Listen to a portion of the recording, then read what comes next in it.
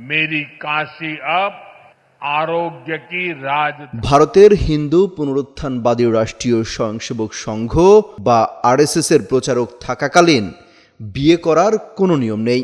কট্টর হিন্দুত্ববাদী এই সংগঠনটির একজন প্রচারক ছিলেন ভারতের বর্তমান প্রধানমন্ত্রী নরেন্দ্র মোদীও।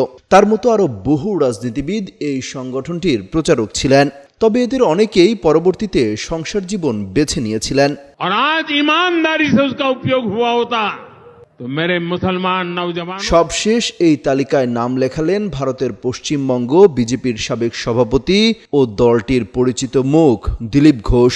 শুক্রবার সন্ধ্যায় দলীয় সহকর্মী রিঙ্কু মজুমদারকে বিয়ে করেছেন তিনি। ওয়ালটন আবারও মিলিনিয়ার অফারে ওয়ালটন ফ্রিজ কিনে আপনিও হয়ে যেতে পারেন মিলিয়নিয়ার। মিলিনিয়ার ছড়াছড়ি দেশ জুড়ে, এটা শুধু ওয়ালটেনই পারে।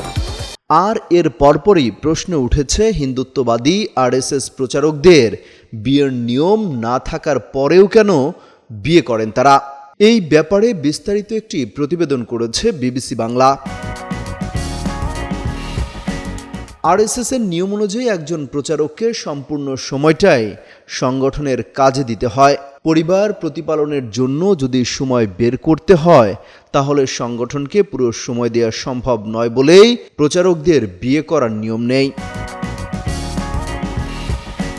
বিজেপির প্রতিষ্ঠাতা সভাপতি অটল বিহারী বাজপেয়ী এবং 3 সাধারণ সম্পাদকের অন্যতম লালকৃষ্ণ আদভানি এবং ভারতের প্রধানমন্ত্রী নরেন্দ্র মোদী 3 জনই আরএসএস এর প্রচারক ছিলেন।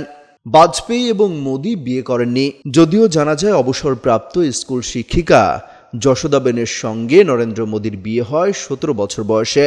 কিন্তু বহু বছর ধরে তারা আর একসঙ্গে থাকেন না। পরে মোদীও আর নতুন করে বিয়ে করেননি।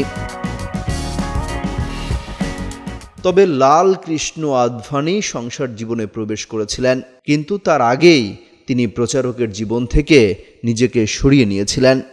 এরকম বহু উদাহরণ আছে যারা সংঘের প্রচারক থেকে সংসারী জীবনে ফিরে গেছেন। অমিত হাসান রবিন, যুগান্তর নিউজ।